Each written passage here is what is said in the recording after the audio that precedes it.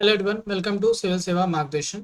जी हाँ, लक्ष्य विपाट घटना संग्रह में आपका फिर से स्वागत है। आज हम तीसरे लेक्चर के साथ जुड़ रहे हैं, जो हमारा एक इनिशिएटिव है, जो जिसमें कि हम लोग 71 लेक्चर्स में 71st बीपीएससी प्रीलिम्स के पूरे करंट अफेयर्स को कवर करेंगे। और इसमें हर दिन 10 टॉपिक और 10 एमसीक्यू को कवरेज हम लोग लेकर आते हैं। तीसरे लेक्चर में हम लोग आज शुरू करते हैं अपना डिस्कशन। और आप जैसा कि जानते हो कि 10 टॉपिक जो होंगे उसमें 2 नेशनल का न्यूज़ होगा, 2 इंटरनेशनल का होगा, 2 बिहार का होगा और 4 मिसलेनियस पार्ट हम लोग इसमें कवर करेंगे, जिसमें स्पोर्ट्स अवार्ड्स ये सब भी आएगा। तो पहले अगर नेशनल न्यूज़ की अगर बात करें तो इंडिया का पहला राइटर्स विलेज, फर्स्ट कौन सा विलेज, इंडिया का राइटर्स विलेज जो है उसका इनॉग्रेशन किया गया अभी हाल ही में, और ये किया गया है उत्तराखंड में। ठीक है, ये फॉर्मर सीएम उत्तराखंड के जो है रमेश पोखरियाल निशांक, उनके द्वारा ये इनॉग्रेट किया गया है देहरादून से 24 किलोमीटर दूर।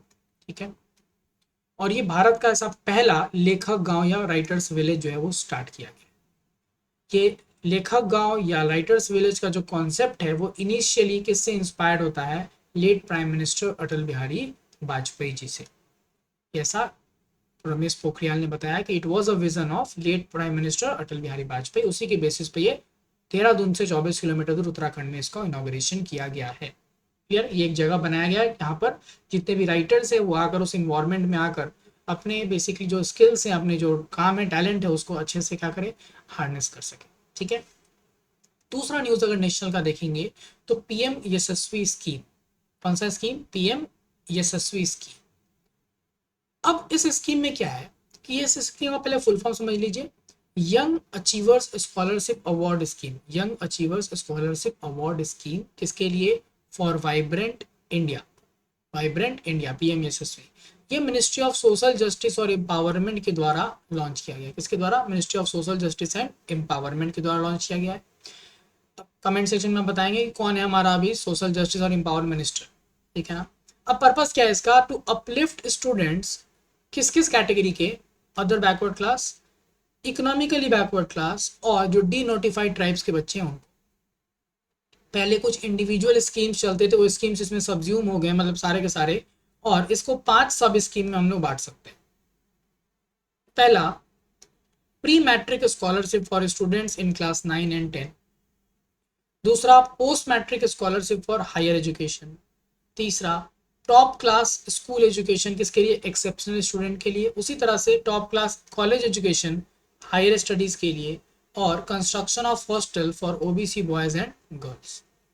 हॉस्टल का कंस्ट्रक्शन किसके लिए, ओबीसी बॉयज और गर्ल्स के लिए। ये 5 स्कीम पीएम यशस्वी के अंदर लॉन्च अंदर सब्ज्यूम हुआ है।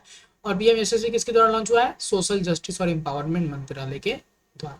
ठीक है, तीसरा, इंटरनेशनल में जो हम लोग न्यूज़ देखते हैं अगर, तो प्राइम मिनिस्टर जो है वो अक्टूबर महीने में 16th ब्रिक्स समिट को अटेंड करने कजान रशिया गए थे।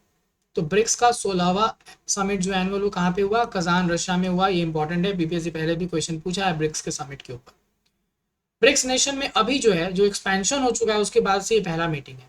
और उसमें Brazil, Russia, China, south Africa के साथ साथ अब ईरान, इजिप्ट, इथियोपिया और यूएई भी शामिल है।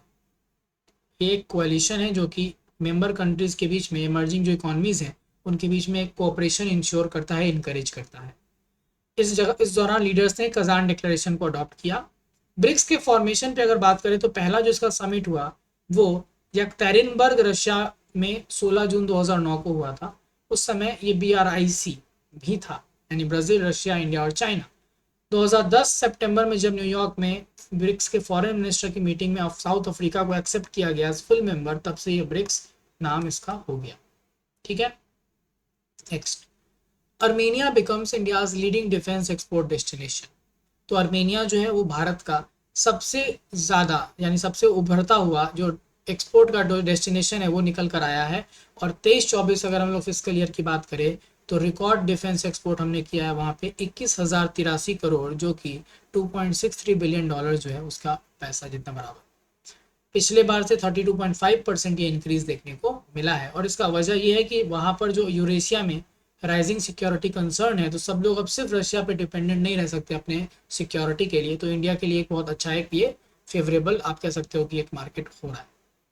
अर्मेनिया के डिफेंस एग्रीमेंट में हम लोग अगर बात करें तो हम लोग उसके साथ क्या क्या एक्सपोर्ट कर रहे हैं उसको, तो Pinaka multi launch rocket system, Akash 1S air defence missile system, जो कि काफ़ी न्यूज़ में भी रहा था, और डॉर्नियर 228 सर्वेलेंस एयरक्राफ्ट, ये हम लोग एक्सपोर्ट कर रहे हैं मेजर। ठीक है, नेक्स्ट बिहार स्पेसिफिक न्यूज़ में अगर आते हैं तो बिहार ने अपना पहला ड्राई पोर्ट जो है वो एक्सपोर्ट को बूस्ट करने के लिए इनॉग्रेट कर दिया है। ठीक है, तो पटना के पास इसको जो है वो इस ड्राई पोर्ट को इनॉग्रेट किया गया है, किसके द्वारा? बिहार के इंडस्ट्री मिनिस्टर नीतीश मिश्रा के द्वारा। ये इनिशिएटिव क्या करेगा? जो हमारे एक्सपोर्ट है गुड्स का, जो बिहार में प्रोड्यूस हो रहा है, उसको प्राइवेट कंपनी के साथ पार्टनरशिप में इनहेंस करने की कोशिश करेगा एक्सपोर्ट्स को। ड्राई पोर्ट होता क्या है? तो ये एक इनलैंड कंटेनर डिपो है जो कि कोस्टल एरिया से अंदर बनाया जाता है और ये एक लॉजिस्टिक फैसिलिटी के रूप में काम करता है। It serves as a hub for cargo handling, storage और ट्रांसपोर्टेशन। अभी ये एक पीपीपी मॉडल के अंदर काम कर रहा है और इसको मैनेज किया जा रहा है प्रेस्टाइन मगध इंफ्रास्ट्रक्चर प्राइवेट लिमिटेड के द्वारा। ठीक है, दूसरा बिहार का न्यूज़ है जेन नेक्स्ट लैब। देखिए, तो डेटा ड्रिवन गवर्नेंस के ऊपर फोकस करते हुए कि जो गवर्नेंस है जो हमारा, उसमें क्या चीज़ का इस्तेमाल किया जाए? डेटा का। उसके लिए बिपार्ड, जो कि ट्रेनिंग इंस्टीट्यूट है हमारा, जो बीपीएससी के भी जो आप सिलेक्टेड कैंडिडेट जब आप लोग बनोगे, जब सेलेक्ट हो जाओगे तो आप यहीं ट्रेनिंग के लिए जाइएगा। तो बिपार्ड ने इसको लॉन्च किया है, क्या? Gen next lab. और इसको लॉन्च किया गया है किसके द्वारा? नीति आयोग के सीईओ बीवीआर सुब्रमण्यम के द्वारा। ठीक है, और इसी इनॉग्रेशन के दौरान दो और चीज भी लॉन्च हुई थी। एक तो विकसित चिंतन कक्ष, जो कि एक स्ट्रेटजिक कन्वर्जेंस स्पेस है जहाँ पे हाई लेवल जो डिलिब्रेशंस होंगे पॉलिसी के वो किए जाएंगे, और नीतिशाला, जहाँ पे एक इमर्सिव लर्निंग लैब लगाने की बात। ठीक है, एक इमर्सिव लर्निंग लैब है नीतिशाला, तो ध्यान देना, ये जेन नेक्स्ट लैब बिपार्ड के अंदर नीति आयोग के सीईओ के द्वारा हुआ है। ठीक है ना। फिर हम बात करते हैं न्यूजीलैंड मिसलेनियस में, पहला पार्ट जो है स्पोर्ट्स से देखते हैं। न्यूजीलैंड विंस मेडन वुमेन्स टी20 वर्ल्ड कप। देखिए, तो न्यूजीलैंड की महिला टीम ने जो है पहला अपना वुमेन टी20 वर्ल्ड कप जो है खिताब जीता है। इसके बारे में कुछ इन्फॉर्मेशन, ये फर्स्ट है तो इंपॉर्टेंट बन जाता है। सोफी डिवाइन न्यूजीलैंड की कैप्टन। हुआ था ये फाइनल दुबई में और हराया किसको? साउथ अफ्रीका को हराया है। इतना पॉइंट आपको जान लेना है। क्लियर यहाँ तक? मिसलेनियस का सेकंड पॉइंट देखिएगा तो एक्सरसाइज नसीम अल बहर। ठीक है, तो इंडियन नेवी ने जो है एक इंपॉर्टेंट बायलैटरल नेवल एक्सरसाइज जो है कंडक्ट किया नसीम अल बहर। किसके साथ? ये क्वेश्चन पूछेगा किसके साथ, किस दो देशों के बीच में हुआ है? तो इंडिया और ओमान। तो रॉयल नेवी ऑफ ओमान जो है उसका और हमारा इंडियन नेवी जो है ये मिलकर बायलैटरल नेवल एक्सरसाइज किए नसीम अल बहर। ये किया गया गोवा में। ठीक है, 13 से 18 अक्टूबर। यहाँ पे भी दो फेजेस होते हैं, हार्बर फेज और सी फेज, ये दोनों फेज कराया गया इसके बीच में। इंडिया की तरफ से आईएनएस त्रिकंड और जो डॉर्नियर मैरीटाइम पेट्रोल एयरक्राफ्ट है उसने इंडिया को रिप्रेजेंट किया। इसमें आईएनएस त्रिकंड ने अपना इंटीग्रल हेलीकॉप्टर जो है उसको यूज किया एडवांस ट्रेनिंग के लिए, और साथ ही साथ हेलीकॉप्टर ने क्या किया? क्रॉस डेक लैंडिंग भी किया। किस पे? जो ओमान का एक वेसल है अल सीब, उसके ऊपर। ठीक है, क्लियर यहाँ तक? नेक्स्ट है Nepal, Urmila Chaudhary wins global anti racism award. तो नेपाल की उर्मिला चौधरी को अभी ग्लोबल एंटी रेसिज्म का अवार्ड मिला है। ये अवार्ड जो है ये एंटनी जे ब्लिंकन, जो सेक्रेटरी ऑफ स्टेट है, उनके द्वारा दिया गया। और ऐसे दुनिया भर में 6 लोगों को, ये लीडर्स को ये अवार्ड दिया जाता है उनके कमिटमेंट और बहादुरी के लिए, जो वो रेशियल इक्विटी और ह्यूमन राइट्स के प्रोटेक्शन के लिए दिखाते हैं। जब हम लोग बात करते हैं उर्मिला चौधरी की, तो वो नेपाल से बिलोंग कर रही है और नेपाल में एक सिस्टम होता है, इसका नाम था कमलारी सिस्टम।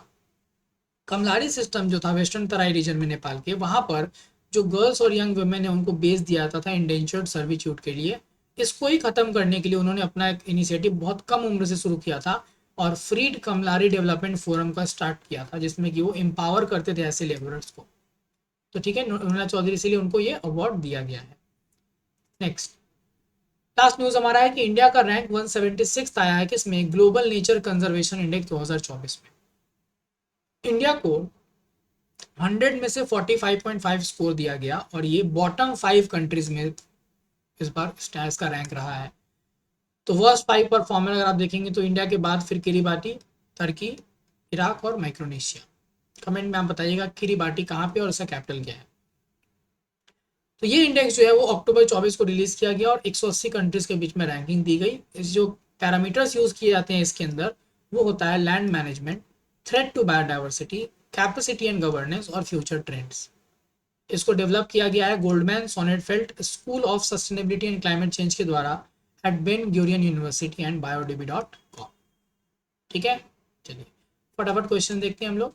तो किस ऑर्गेनाइजेशन ने नेशनल बायोडाइवर्सिटी स्ट्रेटजी और एक्शन प्लान जो है ट्रैकर करने वाला, उसको ट्रैक करने के लिए वो अभी स्टार्ट किया है, डेवलप किया है, जिससे कि बायोडाइवर्सिटी की पॉलिसीज को एक्सेसिबल बनाया जा सके। तो ये प्लान ट्रैकर जो है वो लॉन्च किया गया है WWF के द्वारा, world wild life fund for nature के द्वारा ये लॉन्च किया गया है। ठीक है, next, what is the name of deep sea creature which was recently captured on video in the Tonga Trench। तो टोंगा ट्रेंच में अभी हाल ही में कौन से डीप सी क्रिएचर को कैप्चर किया गया? बहुत ही मतलब मुश्किल से ये कैप्चर होते हैं, जनरली वो दिखते नहीं है, डीप सी क्रिएचर हैं। तो इसमें अगर आप बात करेंगे तो बिग फिन स्क्विड जो है वो अभी कैप्चर किया गया था टोंगा ट्रेंच के पास। अब टोंगा ट्रेंच कहाँ है, आप कमेंट करके बताओ लोकेशन इसका कहाँ पे है। Next, recently where was the world green economy forum launched. अभी हाल ही में कहाँ पे दुनिया का जो वर्ल्ड का ग्रीन इकोनॉमी फोरम है उसको लॉन्च किया गया? दुबई, दिल्ली, पेरिस या लंदन। ठीक है, तो देखिए वर्ल्ड ग्रीन इकोनॉमी फोरम जो है वो अभी हाल ही में कहाँ पे लॉन्च किया गया है? दुबई में। कहाँ पे? दुबई में लॉन्च किया गया, ताकि इससे क्या हो सके, कहीं ना कहीं जो इन्वायरमेंट फ्रेंडली जो इनिशिएटिव्स है, इन्वायरमेंट फ्रेंडली जो पॉलिसी मेकिंग है, उसके लिए एक क्या हो सके, एक फोरम की तरह काम कर सके। ठीक है, next, which country host the inaugural kho kho world cup इन 2025। किस देश ने हाल ही में अभी अपना इनॉग्रल जो खो खो वर्ल्ड कप है 2025 में, उसका इनॉग्रेशन जो है वो होस्ट किया है इस बार, और ये कंप्लीट हो चुका है, इसलिए हम लोग बात करेंगे। पहला खो खो वर्ल्ड कप जो है वो इंडिया में ही कराया गया। कहाँ पे कराया गया? इंडिया में ही कराया गया था, इसलिए इंपॉर्टेंट आपके लिए हो जाता है। ठीक है, व्हाट इज वोलेदार, जो अभी हाल ही में रशियन फोर्सेस के द्वारा यूक्रेन में कैप्चर किया गया है? What is Vuhledar? तो जब हम बात करते हैं वोलेदार की, तो Vuhledar is a coal mining town. ये क्या है? कोल माइनिंग टाउन है, जो कि हाल ही में रशिया ने कैप्चर किया, और ये वॉर के दौरान काफी स्ट्रेटेजिकली इंपॉर्टेंट लोकेशन के रूप में निकल कर आया। ठीक है, Vuhledar, a coal mining town in Ukraine which was captured by Russian forces. What natural disaster recently led to reports of stranded manatees and aquatic mammal in Florida? देखिए Florida में अभी हरिकेन हेलिन जो है उस कारण से बहुत तबाही मची, और उसी में फ्लोरिडा में आपको देखने को क्या मिला कि एक्वेटिक मैमल जो है मैनाटीज वो फंस गए थे। ठीक है, तो हरिकेन हेलिन डिजास्टर के कारण वो फंस गए थे। ठीक है, सिलिकोसिस जो अभी न्यूज में रहा हाल ही में कुछ समय से, वो एक डिजीज है जो कि एक लंबे समय तक किसके एक्सपोजर से होता है? तो सिलिकोसिस जो है, अगर आप लंबे समय तक सिलिका डस्ट के एक्सपोजर में आ जाते हो तो आपको सिलिकोसिस हो जाएगा, जिसमें कि ब्रीदिंग प्रॉब्लम से लेके बहुत सारी चीजें जो है वो होती हैं। खासकर ये कंस्ट्रक्शन वाले साइट्स के आसपास ये प्रॉब्लम क्रिएट हो सकती है। हाल ही में कहाँ पे इंडिया का जो मैरीटाइम डीकार्बनाइजेशन कॉन्फ्रेंस है वो हुआ? देखिए इंडिया का जो मैरीटाइम डीकार्बनाइजेशन कॉन्फ्रेंस जो है वो हाल ही में अभी कराया गया है। कहाँ पे? नई दिल्ली में। So surprisingly it was definitely a maritime decarbonisation conference, but held in the mainland Delhi. So new Delhi में कराया गया है। Which organization recently faced criticism from India for its report on religious minority? तो अभी हाल ही में कि हमारे यहाँ जो माइनॉरिटीज हैं उनकी कंडीशन ठीक नहीं है, ऐसा एक रिपोर्ट में USCIRF ने जो है वो अपना दावा किया था, जिसको अभी इंडिया ने हेविली क्रिटिसाइज किया था। यूनाइटेड स्टेट्स का जो है रिलीजियस फ्रीडम के ऊपर एक आपको ऑर्गेनाइजेशन है। ठीक है, last question is, India has recently joined which global platform to enhance its domestic energy efficiency? तो इंडिया ने अभी हाल ही में जो है वो इंटरनेशनल एनर्जी एफिशिएंसी हब को ज्वाइन किया है, ताकि उसका जो डोमेस्टिक एनर्जी का जो इफेक्टिवनेस है वो ठीक हो सके, उसकी एफिशिएंसी बढ़ सके, उसके लिए उसने इंटरनेशनल एनर्जेंसी एफिशिएंसी हब को ज्वाइन किया है। ठीक है, यहाँ पे आप एक्सप्लेनेशन जो है वो भी ऐड किया हुआ है, आप देख सकते हो। देखिए हम लोग अक्टूबर का 3 लेक्चर अभी तक कंप्लीट कर चुके हैं। कोशिश करेंगे 2 या 3 और लेक्चर में अक्टूबर को कवर करेंगे, और फिर एक आखिरी दिन जो होगा ना, छठा दिन या 7वां दिन, जो भी अक्टूबर के मिसलेनियस पार्ट में पॉइंट्स बचेंगे वो हम लोग एक फटाफट मैराथन टाइप में उसको कवर कर लेंगे। फिर नवंबर में हम लोग शुरू हो जाएंगे। ठीक है, एंटर कर जाएंगे। क्लियर? इस तरह से अगस्त 2025 तक का पूरा करंट अफेयर्स हम लोग कवर करेंगे 71 लेक्चर के अंदर। ठीक है, चलिए, थैंक यू।